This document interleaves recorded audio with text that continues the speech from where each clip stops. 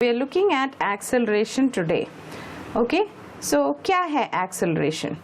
Now look at this car that is speeding. Okay, so बहुत तेजी से car आगे बढ़ रही है तो आप पीछे की तरफ होते हो and when you suddenly brake आप आगे की तरफ होते हो, या फिर आप sharp right turn ले रहे हो तो आप left की तरफ होगे and so on. So all these are examples of accelerating. And whenever you travel by vehicles, ये तो एक common feature है, right? So whenever the velocity changes, there is acceleration. Okay, so whenever there is a velocity change, जब भी velocity change होगा तभी acceleration होता है, right?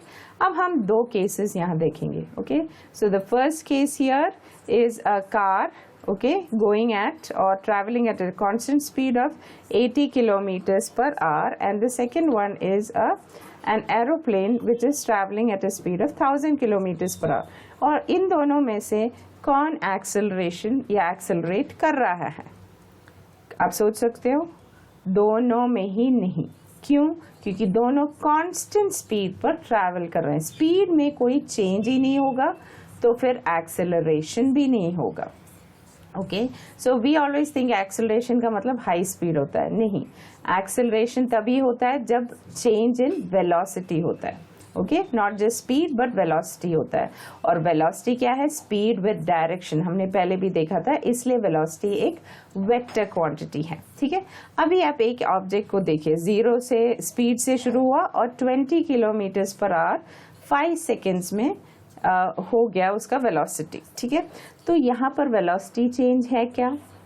Yes. Why? Because it starts at 0 kilometres per hour and becomes 20 kilometres per hour in 5 seconds. यहाँ दूसरे एक example देखिए, एक बॉडी कांस्टेंट स्पीड पर तो चल रहा है, इवन एक टर्न लेता है कांस्टेंट स्पीड पे, तो यहाँ पर एक्सेलरेशन होता है क्या?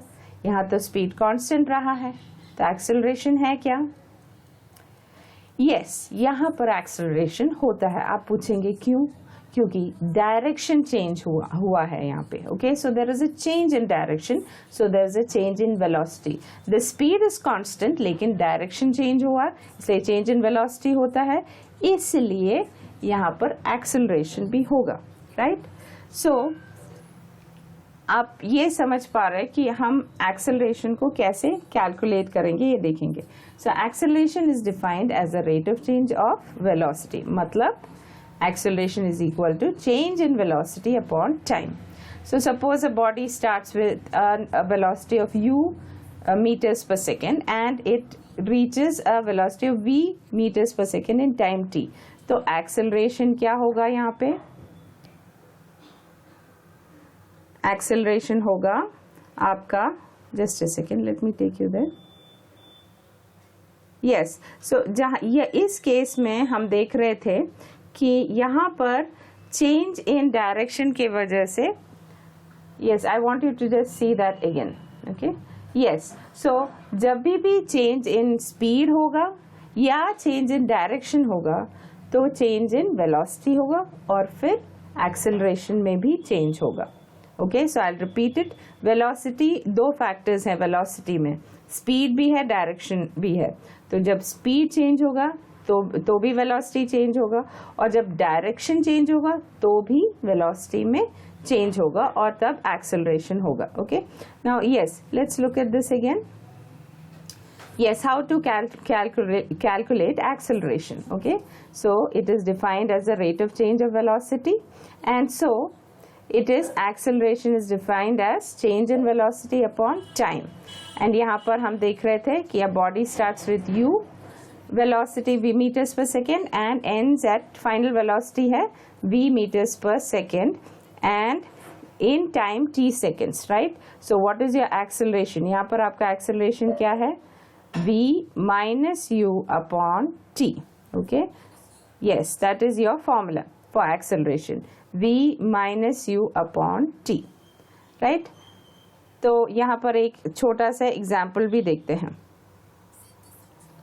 Okay, so a moves from, right, a point moves from a to b, right, in 5 seconds. It attains a velocity of 10 meters per second. तो acceleration क्या होगा?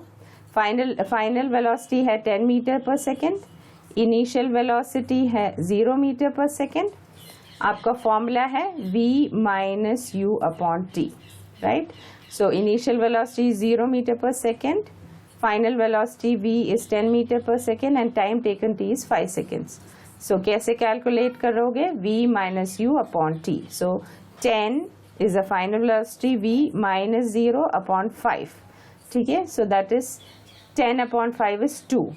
लेकिन यूनिट्स यहाँ पर क्या है एक्सेलरेशन के, उसको देखने के लिए, उसको समझने के लिए हम ये यूनिट्स देखेंगे। कौन से units? Metre per second upon second, okay. So उसको थोड़ा सा ध्यान से देखते हैं। अगर आप metre upon second per second करते हो तो वो s नीचे जाएगा, so it becomes m upon s into s which is metre per second square. So the units of acceleration is metre per second square, okay.